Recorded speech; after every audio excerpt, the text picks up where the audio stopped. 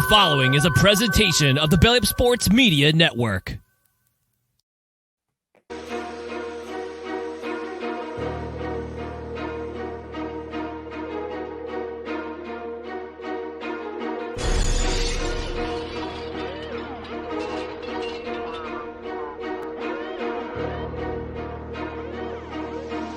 DJ Baller, you killed this.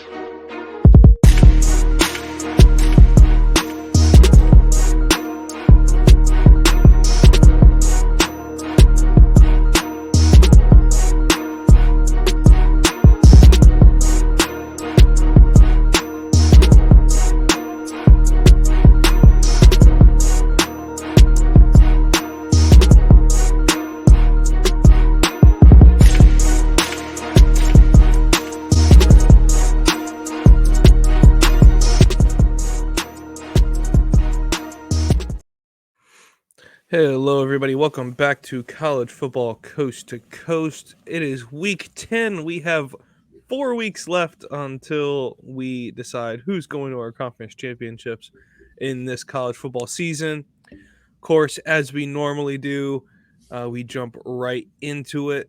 But before we get to it, we did not put an episode out last week. I was under the weather. I've been sick lately, so I know, Tyler, you haven't been feeling top of your game either, but here we are once again. We're going to battle through it and give you guys this weekend's games, kind of update with everything going on. Of course, on Tuesday, we had the big update with the college football playoff poll for the first time this season that came out. Some very questionable things that are in there that we'll get to and discuss in this show. But we will open up with our AP risers and fallers. And of course, a lot of that's subject to change too with the college football playoff poll and everything. So we will jump into it.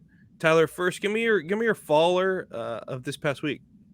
Yeah, I'm gonna go with Utah. They got completely embarrassed against Oregon. I've been really impressed with this Oregon team. You know, they lost on a missed field goal against Washington, but really the way that Washington's been looking, I think that Oregon's looking like the team to beat in the Pac-12. I really thought that Utah really stood a chance, but man, they just didn't have an offense to compete with Oregon, and their defense usually is stout. They were not stout last Saturday, so. Not very impressed with Utah, you know, without Cam Rising being there the whole entire season. It's looking like definitely it's a blow. I think if Cam Rising was in that game, it probably would have been closer. I still think that Oregon probably wins that game, but definitely disappointing loss, and that probably boots Utah out of the Pac-12 race. Yeah, probably so. I mean, my team here is kind of in the same boat. I'm going with Oklahoma. I think OU, their letdown loss on the road in Lawrence, Kansas. It's one of those things where you had the lead, you gave the game away, and it was kind of back and forth. But you know, that's the brand of Big 12 football that we've come to watch and love as of late. You know, is the ones that we like, back and forth games, no defense type thing. And that was kind of how that game went. OU just looks too shaky for me, and we'll get to it when we react to the poll. But you know, for them to be sitting where they are after the fact and them still being in the 10 spot kind of confuses me. I mean, you lose to an unranked Kansas team, and I know Kansas is still a good football team, but you lose to an unranked team on the road. There's got to be something to be said for that. So for them to only go down at 10 is kind of interesting to me, knowing the teams that are behind them that look kind of better or right at their pace right now at this point in the season. So they're my faller. Who's your riser for the week?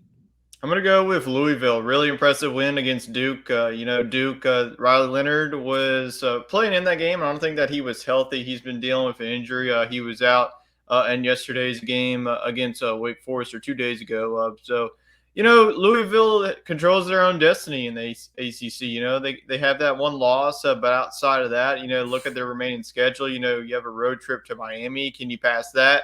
Miami is starting to play better. You know, they had that one early loss to Georgia Tech. They've been improving. Tyler Van Dyke, he's been playing to his potential. So I think Louisville, all the chips are really falling into their favor. I think that at number 15, the AP poll, they're number 13 in the college football playoff poll. So really they could still make a run to the college football playoff. You know, if you run the table, go 11-1, and then you beat an undefeated Florida State team. Louisville will definitely be in the college football playoff. The resume is going to be good. In a conference that we all want to talk about, Florida State, I think that Louisville still has a lot to play for. So they're my riser of the week. Yeah, for me, my riser of the week's an undefeated team that's kind of sitting in limbo there in the middle of the top 25, and that's Air Force. Air Force at 19, in the AP poll. Of course, they kind of we'll talk about that. But they had a big win on the road at Colorado State. They're kind of sitting in the middle of a game here where they're going to be at home against Army. You go on the road to Hawaii, then you come back home against UNLV. Of course, you finish out with Boise State on the road. So there's some good games there. You know, thing about it is though, is only one of those games is against a team's record that's above 500. Two teams there that are at 500. So strength of schedule comes into mind there, of course. But that's what you get when you're playing in that conference, when you're playing in the Mountain West. It's one of those where right now it's just not strong enough, and I hate to say that Air Force, even if they do go undefeated, more than likely they're going to get a New Year's Six bowl game, but they won't make the college football playoff. That's not going to happen. But next year might be a different story, based on what happens. So for them, I'm very impressed with Air Force this year. Their wins aren't just close wins; they're blowout wins, which means they can stick around with basically anybody in any conference. So I could see them being a team like Tulane, to come in like they beat USC last year in the Cotton Bowl. I could see that happening for them, and it'd be great for them to go undefeated and win a bowl game. So really good from the Air Force there. So moving into our next fun segment, of course, this is our first of 4 renditions or 5 renditions of this, but we're gonna react to the college football top 25 poll. Came out on Tuesday evening. Tyler, you were blowing up the group chat this week and talking about it that night, and I completely forgot it was on Tuesday night. I was coming home from golf state championships and saw you reacting to it, and I was like, "Shoot, man, I need to watch this." So I caught the tail end of it, on my phone and everything, but I kinda shook my head at some of the things that were, mentioned, or some of the rankings that were put out there by the committee, and it's one of those things where here we go again, we know what the committee's gonna do. We've come to the point now where we know what we to expect from the committee, and they did exactly what we expected for the most part. Yeah, I was like I mentioned in the group chat. I just didn't understand the Ohio State at number one. I thought for sure it was going to be Georgia. Now I know that Georgia hasn't really played anybody up to date, but really the way that they looked, like they always, the committee says we start with a clean sheet. How the heck do you put Ohio State at number one over Georgia the way that Georgia dominated Florida? I mean, Florida is no shoe in. I mean, some people are calling them average. I think that they're a pretty good football team. I mean, they're probably going to be like 7-5, probably 6-6. Yes, they're going to be an average football team, but they definitely got some dudes. I definitely get what the committees think. The resume for Ohio State is definitely one of the best in the country. They got a road victory against Notre Dame. Well, they didn't really look too pretty.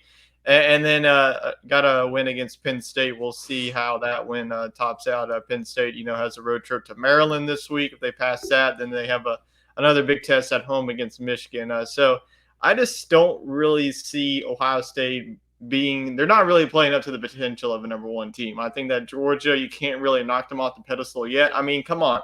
These are back-to-back national champs. There's no reason that's really outside of that. Ohio State has struggled in most of their games. Even in the Maryland game, they were believed down 7 going into the half, and then they stormed all the way back.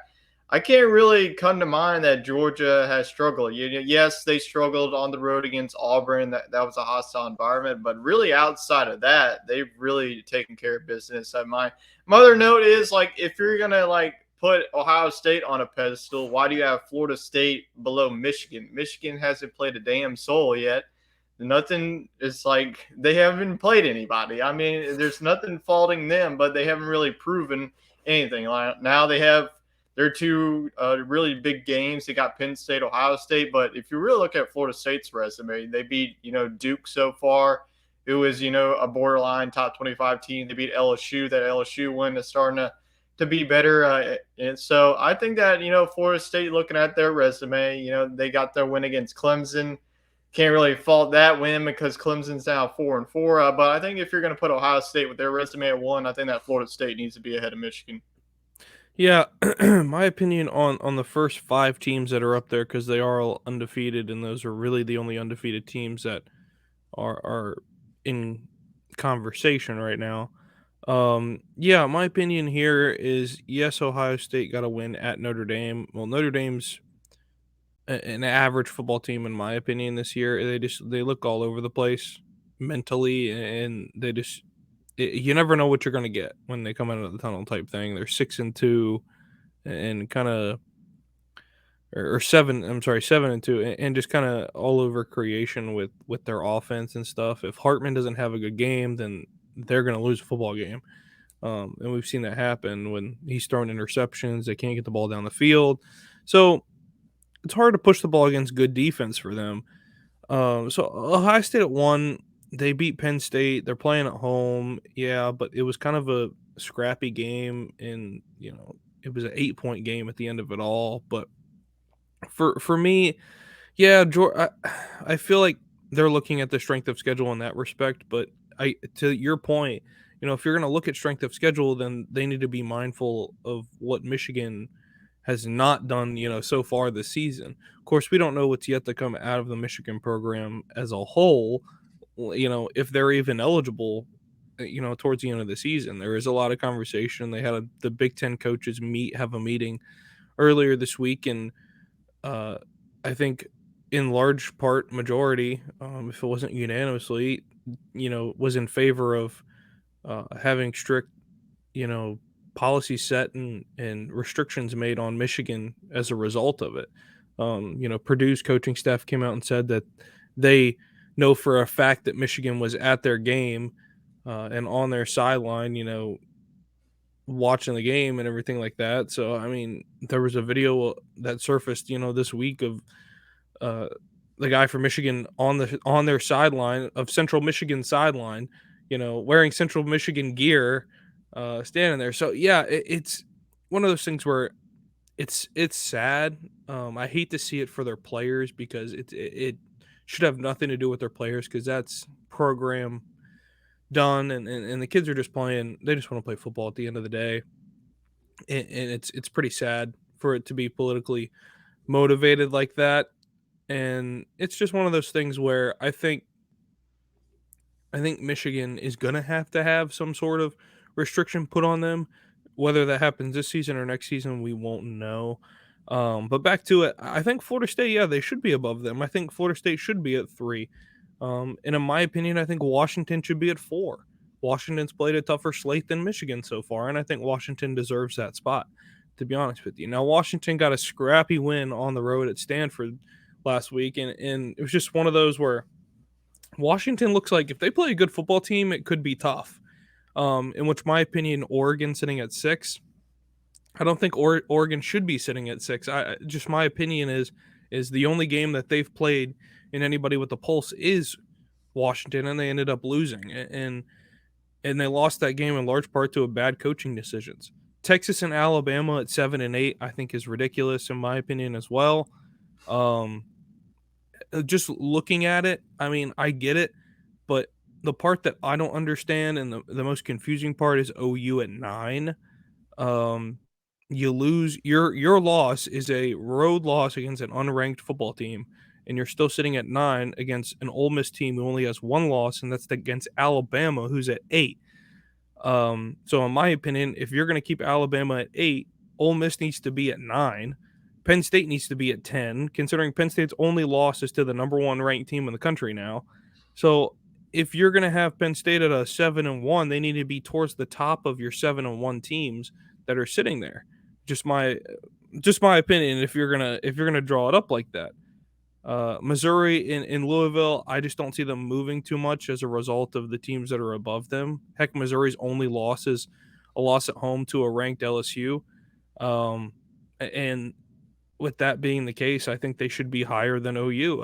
It's a ranked loss, and you're playing at home. That's my opinion on that one too. Same with Louisville. And then once you get past there, you run into your 2 lost teams. But if they're going to have some sort of transparency when it comes to this college football playoff for the last time, and they want to make it right for one last time, but it just seems to me like this is the same old, and they just want to move on with it and talk about the 12 team after this and just say, poof, forget about it. Yeah, I think we're all ready for the 12 team. I mean, I mean, you got, an Oklahoma State team that just beat Kansas, and yet Kansas is ranked ahead of them. So I guess they just don't care about the head to heads. I think my one main gripe is Air Force being so dang low. They're number 25. They're behind a couple of 2-loss teams. I know that, yes, their schedule isn't great, but have you looked at this Air Force team? I mean, their body of work is better than a 25 team. They're below Tulane. I know that Tulane lost. That Michael Pratt wasn't in that game. They're propping that loss up on a silver platter. But outside of that, I think that Air Force is highly disrespected, and I hope that they use that moving forward. Yeah, there's a few teams in there that I don't think should be in the top 25, in my opinion, right now in the college football playoff top 25. Um, One of those being USC. I don't think they're good enough to be in the top 25 right now. From the body of work that we've seen from them, I just don't think that they are. Um, I think Oregon State is ranked a little too high at 16, especially after their loss last week. It's kind of a pitiful loss for them. UCLA, yeah, they won against Colorado. They played at home, but 6-2 for them. I don't know. They're going to sit right there where they are. I mean, if that's the case. Um, Tulane being at 24 and Air Force being at 25 is my biggest question marks. If they're going to be those 7-1 teams and 8-0 teams, I think they need to be sitting around the 14-15 mark, and then shuffle your teams down from there. So that's my opinion on it, and I think you're probably looking at it the same way I am. But yeah, if you're gonna right now, it's pretty much based on record, other than your 2 teams at the bottom, which doesn't make a whole lot of sense to me. So, um, yeah, I mean, we'll have a lot more to talk about after this week, and there's a couple of big games this week, and I'm sure the new playoff poll will be something that we can talk about more again, because it's just an ongoing thing that just is a giant snowballing effect each week. So we will figure it out by the end of the season. But of course, those games that'll decide those top 25 uh, rankings next Tuesday are played this weekend. Of course, number 15, Notre Dame, is on the road at Clemson. Notre Dame is the 3-point favorite on the road in the I don't know what do I call it, the Fisher Price Death Valley.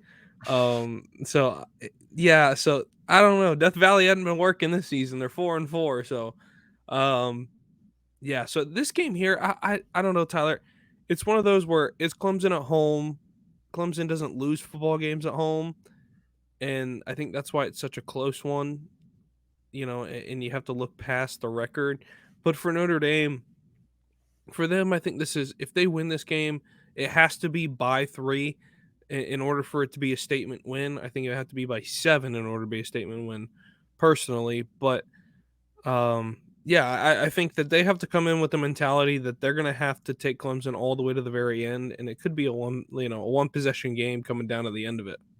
Yeah, I agree. I mean, Notre Dame is coming off of an absolute blowout win against Pitt. They scored 50 plus points in that game. Their offense was rolling. Their defense got a pick six and a couple of turnovers. So, Notre Dame has been rolling. They're out of the college football playoff race, but, they still have a good opportunity ahead of them to sneak into a New Year's Six. And then in Clemson, I mean, man, I have no idea what is going on with this program. A couple of years ago, we were talking about, is this the next dynasty that's going to compare with Alabama? Nope.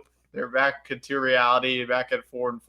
Dabo has been dealing with all these excuses and, the bandwagon fan comment that he had a couple of weeks ago. And it's just like, this is what happens when you don't use the transfer portal in NIL. This is what happens. Teams get overpassed. This isn't, the early 2000s, the 1900s anymore. You got to use the transfer portal. That's how it is. It's how other teams are doing. Just look at Florida State, the way that they're doing. Most of their team is from the transfer portal, and they're one of the best teams in the country. So they're just not really adapting well to the modernization of college football. I do expect this one to be close just because it is in Death Valley. But I just don't think that Notre Dame is going to lose this game. I think that Notre Dame is the better football team. I think the way that Clemson's offense has been rolling doesn't really give me too much confidence, especially against the Notre Dame defense that's coming off one of their best performances.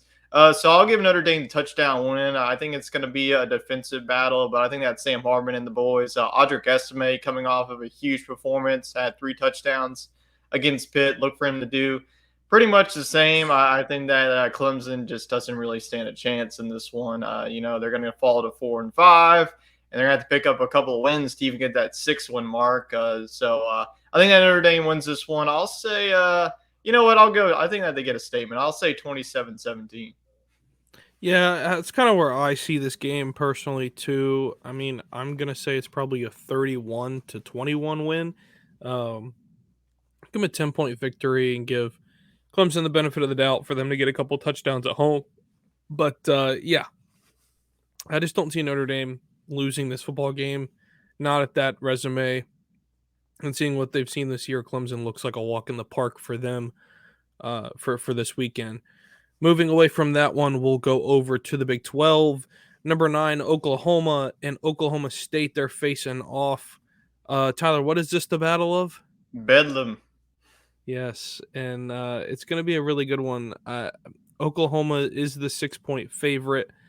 I just think people are discounting this Oklahoma State football team, and I get that they lose, 2 games this season, and it's kind of 2 tough losses. But you also have a big win against a ranked team with Kansas State, and I think that if they want to be in talks of still being in the Big 12 race, I think they have a shot still to be in the Big 12 race. I mean, looking at it right now, they're currently fourth in line when it comes to that. You get a big win against Oklahoma here, who's ranked in the top 10 for the playoff. They still have a shot if Texas loses.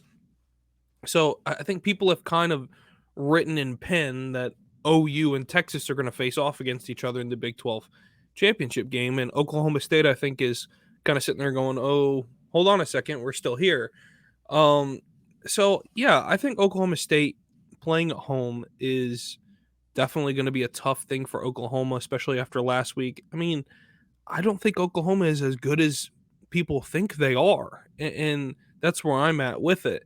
Yeah, they played against Texas, and they beat them, but I just don't. That's the only win that they have that's worth talking about. So that's kind of why I think this game is home field advantage will win this football game. So I'm going to go with the Cowboys. I think the Pokes are going to do it. I think they're going to do it, man. Yeah, Oklahoma State at home. I've seen them winning. I think they won't cover the 6 the other direction. It's probably a 3-point win for them. So I'm going to go 33-30. I think they can do it.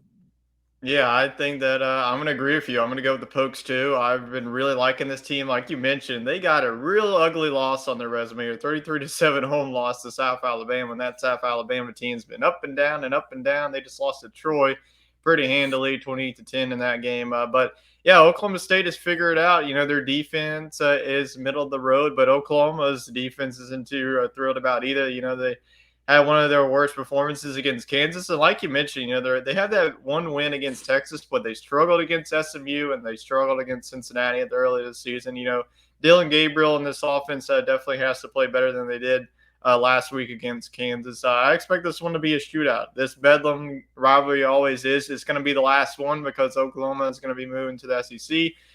So this is definitely going to be – this is one of the best rivalries. I think that this rivalry game doesn't really get talked about. Bedlam is one of my favorite games to watch. But a player to watch is Ollie Gordon, the Oklahoma State running back. I mean, this man has been running hog wild. 2 weeks ago, I had him as my dog of the week. He had 280 rushing yards. And then last week, he had 270. So I think that he's going to run all over this Oklahoma team and knock him out in not only the Big 12 championship race, but the college football playoff race. Give me Oklahoma State. I'll say 35-31. I think it's always going to be a close game, but it's going to take 30s to win this one. So give me the Pokes at home and Mike Gundy. Yeah, I mean, we both got Gundy and the Pokes winning this one and both in the 30s. So, yeah, I think this game will be really good. Excited for it, ready for it. And then moving over to our Big Ten game of the week here, it is number 11 Penn State coming off their loss against Ohio State. They're back at it here. They're headed to Maryland to face off against the Terrapins.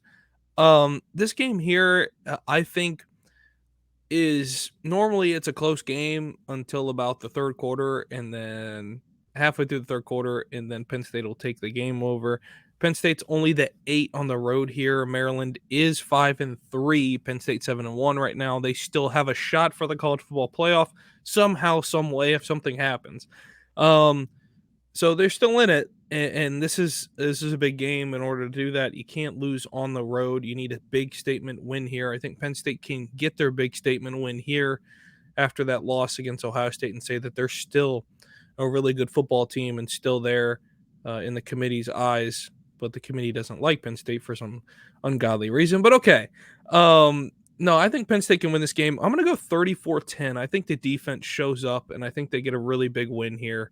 And I think the defense comes back after just being shown that they kind of gave up the most points that they have all season, and I think they can get back on track right here. Yeah, it's always going to be a tough battle. You know, Maryland played Ohio State close. I think that they're going to play Penn State, give them a run for their money. We'll see if Talia Tagovailoa can rally the troops, because I was not impressed with Penn State last week. You were a 32.5 point favorite against Indiana, and you struggled. You needed a scoop and score and a heave to the end zone pretty much to escape that game. So I don't know if it was the hangover from the Ohio State loss or what, but to do that at home, I know the conditions weren't great. It was cold, it was raining. It was a typical Penn State home game in the month of October. Now you're in the month of November. But like you mentioned, Penn State, even with the loss to Ohio State, they have still everything ahead of them. If they beat Michigan, if you look at the rest of their schedule, it's a walk in the park. They're going to go undefeated. I mean, they got Michigan State in there. If you watch Michigan State this year, they're not very good, especially with all the off the field stuff that's been going on with that program too. So, nonetheless, though, I do think that Penn State's defense will travel. Talia Tagovailoa, he's going to throw an interception in this game. So, I think that Penn State's defense is going to be too much for Maryland. I do think that they cover this one. I think that it was pretty much sleepwalking last week. They like, oh, this is Indiana. We could just walk through them. But I think that they're going to be awake from this game. It's not an 11 a.m. game. That's been Penn State's kryptonite. They're going to have to do it again next week against Michigan. So we'll see if they pass their test. But this week, I think that they do. Give me 31-13. I think that they really cruise in this one. Like I mentioned, I think Maryland's going to keep it close for about a half. And then you're going to see the typical runaway from the Terrapins. So give me Penn State to win this one and set themselves up for a really big time matchup at home against Michigan next week. Yeah, that'll be a great game to watch in our Big Ten game of the week next week. That'll be a really good one. But moving over to the two teams that are going to join the Big Ten next year, but they're currently in the Pac-12 battling it out. Number 5, the Washington Huskies are headed to Southern California to face off against the Trojans of USC, who are ranked at 20. Washington is that 3-point favorite on the road. And I think that's really just benefit of the doubt of how they've played lately. 3 points their way is pretty close. And in my opinion, I think this is going to be a close game. I don't see it being a runaway for Washington. I think USC is going to keep this game as close as possible. Weird to think that everybody was talking about how USC is going to be a playoff team for 2 years in a row, and they're going to be right there. In my opinion, I think if USC wants to be even in conversation of being a decent football team for next year, they need to keep this game close. I'm not saying win the game, but keep it close, because next year your feet are thrown in the fire, and there's no teams that are going to let up on you in the Big Ten coming next season. So this game here with USC at home, it just feels like an upset game. It really does. And it's one of those where everything rides on the shoulders of Michael Penix Jr. And if Penix doesn't have a good game, USC could win this football game because defensively, Washington has the defense, but USC has the offense in order to beat defense. And that's one of those things where you're going to match each other shot for shot, and whoever's going to run it the longest is going to be the team that's going to win this football game. So, yeah, I'm going to go with the upset. I'm going to go with USC winning at home. 1 point game. I think that's all it takes to win this game, and it's going to be a 1 point game. Put it in the mid 30s to 40s type game there. But I'm going to go 38-37. I'm going to give it to USC to win it at home. Yeah, if you like offense, just please watch this game. The over is set at 76. That's probably one of the highest overs. I think that 30s is too low for these teams. If you watch these teams the past couple of weeks, it hasn't been pretty football. Washington struggled getting out a win against Stanford. They gave up over 30 points to a Stanford team that's been struggling. They've been up and down. They beat Colorado. That's been the talk of their program lately. And then the week before that, they barely beat an Arizona State team that's at the bottom. So they struggle against really the two bottom teams in the Pac-12. And USC, they're coming off of a game. My gosh, this defense continues to get worse and worse and worse. They gave up almost 50 points to Cal. Cal decided to go for the 2-point conversion. They didn't get it. I thought that they should have just went for the extra point. I mean, take that team to overtime. Yes. That was probably going to be like a 70-72 game, and like 4 overtimes the way that those two offenses were rolling. But man, if you would have told me like the impressive team through the first 7-8 weeks of the season after that Oregon win, it would have been Washington. But I haven't been impressed with this team. We'll see if they can wake up for the challenge. Michael Penix, he's been the Arizona State game, he threw 2 interceptions. He was able to clean it up against Stanford. But I agree with you. It's been that show of agreements. I like USC here. I think that a lot of people have already buried this team because they already have 2 losses. But I like shakeup in college football. So I think it happens this week, with Oklahoma State beating Oklahoma. I think that USC beats Washington and really shakes up this Pac-12 race. So give me USC to win this one. Give me like 48-45. It's going to be that many points. Washington has the better defense, but they have not looked really good the past couple of weeks. So I think with Caleb Williams and company, they'll be able to score, and I think it's going to take at least 40, maybe even 50 points to win this game. But I like the Trojans. 3 points. Vegas is telling us something. They haven't been impressed with Washington either. So I think USC is in need of a big win. I think they get it here. Yeah, absolutely. And going over to the SEC, it is our all-encompass game of the week here. Number 14, LSU is headed to Tuscaloosa to face off against the 8th-ranked Alabama Crimson Tide, who are the 3-point favorite at home. This game is going to be a very good game, 6:45 kickoff on CBS. I will be watching this game, of course, after I get home from the Peter Anderson Festival tomorrow and enjoy my morning. And it'll probably be pretty desolate there in the afternoon, so I know everybody is either going to be huddled around a tent with the TV watching this game, or at home watching the game, or at the bar, or at a restaurant. So I'm going to head down to Murky Waters in downtown OS tomorrow, watch the game. But yeah, it's going to be a really good football game. LSU last time, of course, they were in Tuscaloosa with Joe Burrow was, big win and everything. So now stuff has kind of flipped around, gone back and forth. LSU gets the big win last year at home, going for the 2-point conversion. They win the game. Yay, ta-da. Alabama's looking for blood, that, and they smell the blood in the water here with this one.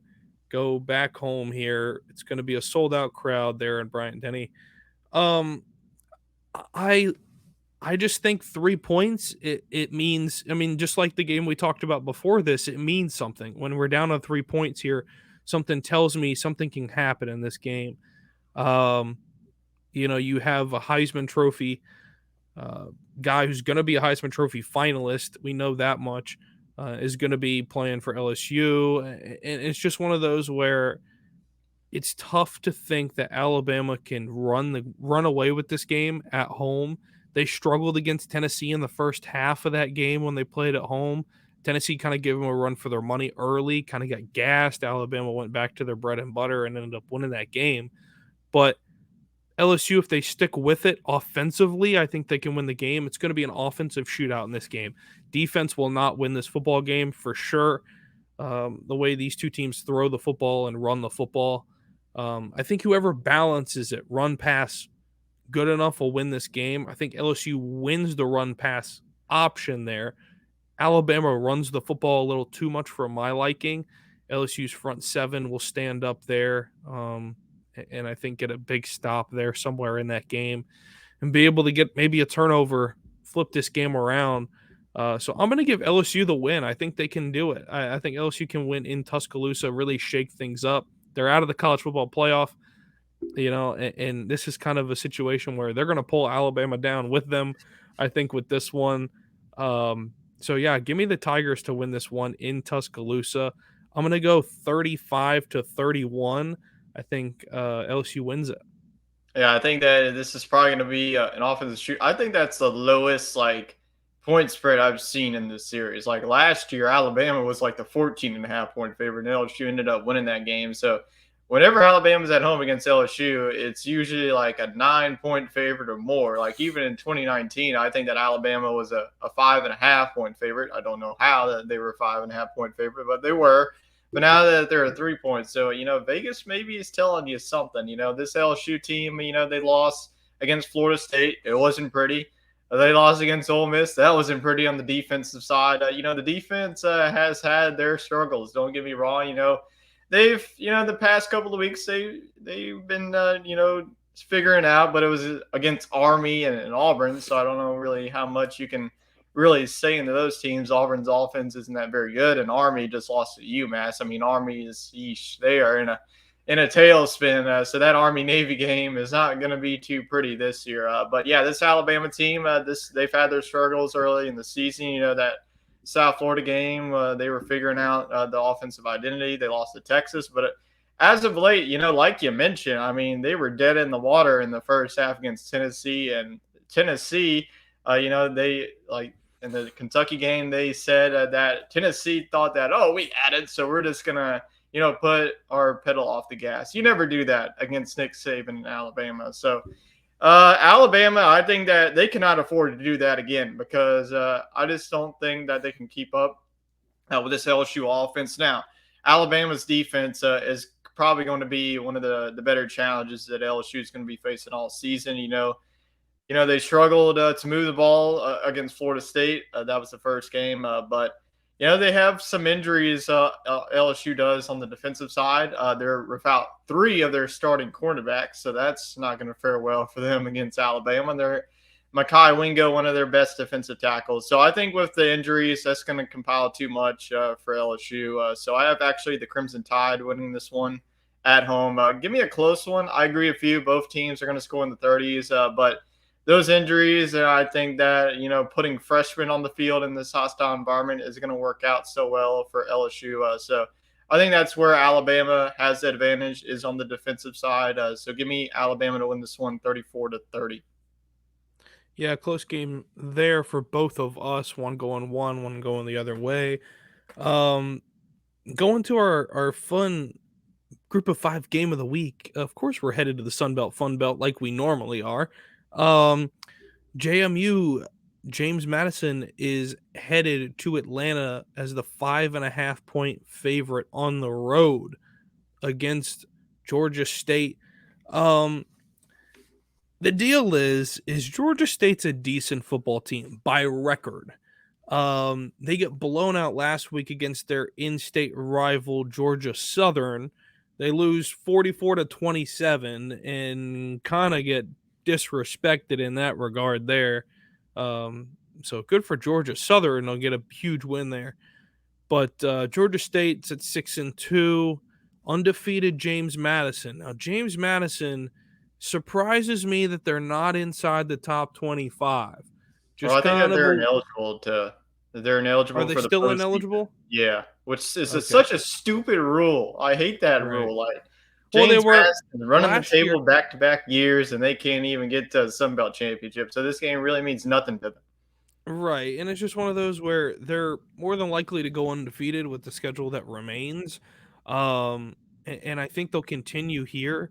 They got a close win against Old Dominion last week, so that was just a field goal win there. But the rest of their wins are huge wins for the most part. So yeah, I'm gonna go with James Madison to win this and cover that 5.5 there against Georgia State.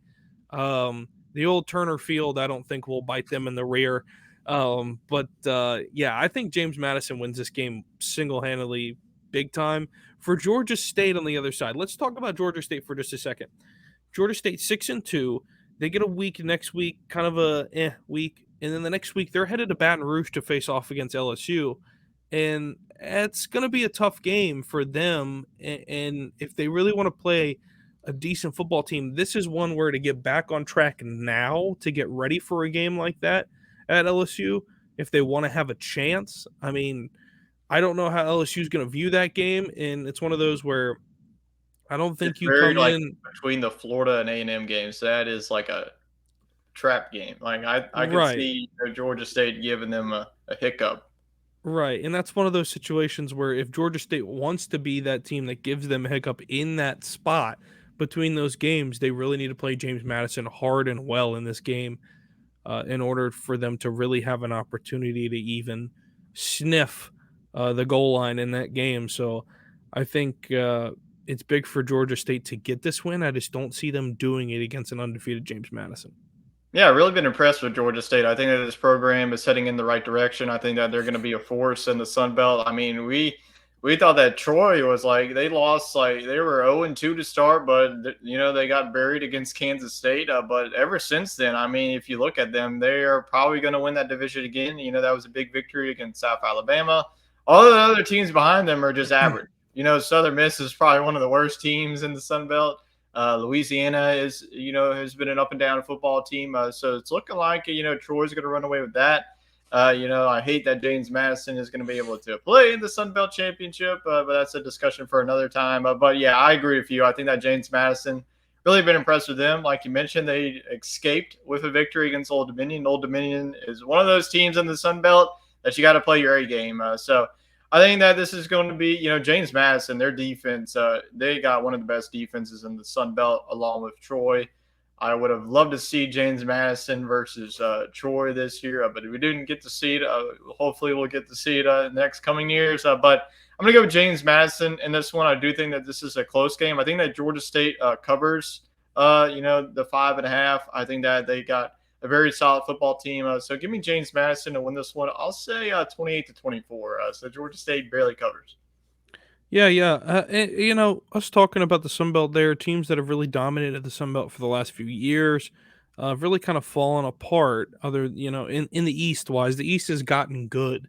You know, with the addition of James Madison there, you know, right behind them, like I mentioned, is Georgia Southern. They have the head to head against Georgia State. I mean, if Georgia State really wants to be competitive in that aspect against Georgia Southern, they need to win this football game.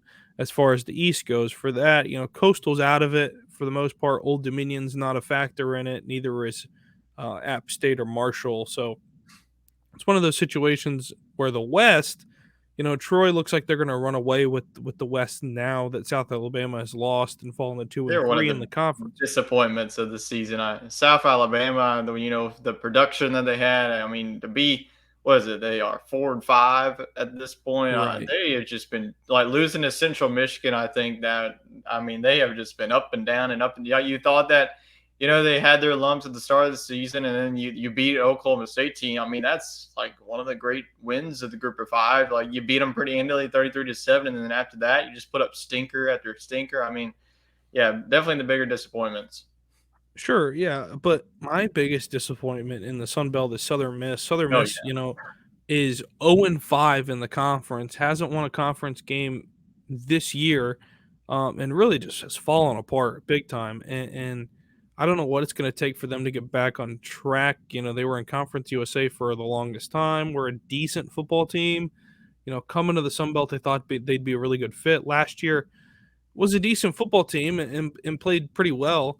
And now that they've kind of welcomed to the Sun Belt and they've gotten torched all season long over and over again. So they're my biggest disappointment for the Sun Belt. But Sun Belt is strong, competitive. I like the Sun Belt a lot as my best conference in the group of five. I just think that, you know, pound for pound, the teams are the closest, uh, you know, competitive wise, as you can get in a conference outside of the Power Five. But moving away from our picks and our games, we're going to get to our best bets of the week. Tyler, what is your best bets plural of the Yep. week? Yep, give you two here a week. I'm gonna go to the Pac-12. This is a late one. This is a 9:30 game on Fox Sports One. Give me Arizona plus 2.5 against UCLA. Arizona. If you haven't watched this team, I think that they're the best three-loss team in the country. I mean, they have their close losses. I mean, they lost to Mississippi State in overtime.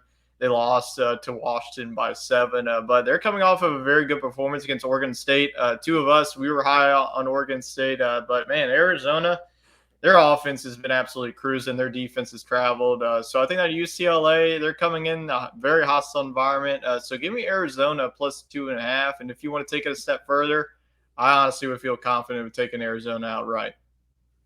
Yeah, it's a good game there. Absolutely. Um, for me, this one I'm going to go 2:30 game on CBS.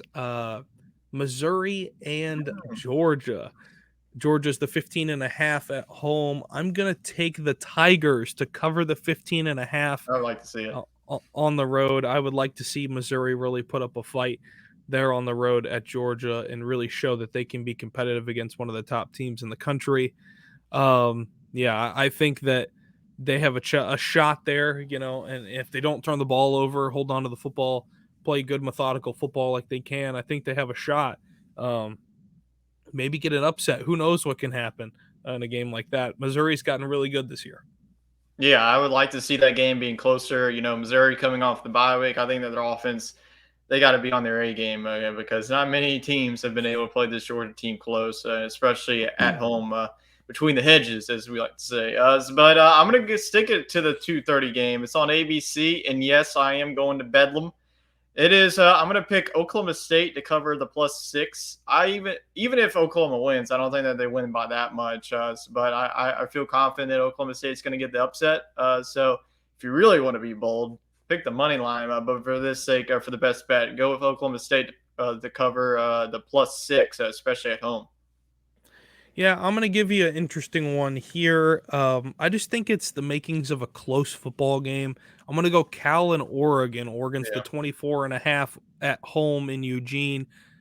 Cal played a really fantastic football game. The last couple of weeks, they've played really Yeah. well and bounced back. So don't look at their schedule. Don't look at their record and say 3-5. They're a terrible football team. They're a pretty good team. So I'm going to give Cal to cover the 24 and a half there. I think they can keep it 2 touchdowns or so in Eugene. So I'm going to give Cal the benefit of the doubt that they can keep it close there against Oregon. Any other bets, Tyler? I mean, outside of that, you know what? Let's just go to your team. I think that Penn State can cover. It's now 9.5, but I think that Penn State. I just think that they were sleepwalking. I don't think that they do that again. I think that they really put it to them, put in a statement. They definitely need to build some confidence. Like if they get a close win against Maryland, if you're a Penn State fan, you're not going to feeling too good against Michigan. But if your team steps up, I think that Penn State steps up on the road. So give me the Nittany Lions. So Penn State. If you really looked at them outside the Ohio State game and the Indiana game, they've been a team that's been covering the whole entire season really. And if you go back to a couple of years ago, like Penn State has been one of the top teams, along with James Madison, to cover. Absolutely, yeah. Against the spread, they've been very good for the last few years. But I'll give you one last one here. Interesting game. Vegas looks at it as a trap game for Kansas on the road at Iowa State. Iowa State's the 2.5-point favorite at home against a ranked Kansas team at 21 after their huge win a week or so ago. Games is always tough. It's a tough game, but give me Kansas to cover it, to cover the 2.5 the other direction and win this game outright. I just don't see Iowa State winning a football game like this, especially after the heater that Kansas has been on for the last season or so. So I just don't see them doing it. So many teams still in the race for the Big 12 championship, and so much can happen. We talked about Kansas and OU, but it could be neither of them at the end of it. Who knows what could happen? in the Big 12. That's the biggest question mark, I think, in college football right now there. Of course, we'll keep you guys posted. Go watch some football this weekend. Have a good time. We will see you guys again next week, of course, for college football coast to coast week 11 preview. And we will look at it as we get closer and closer to conference championship week and getting into our bowl season. And of course, the CFB polls coming out on Tuesday. We'll give you all a reaction to that, of course. And we look for a lot to happen, kind of like this weekend in Bedlam. So we will see you guys next week for week 11.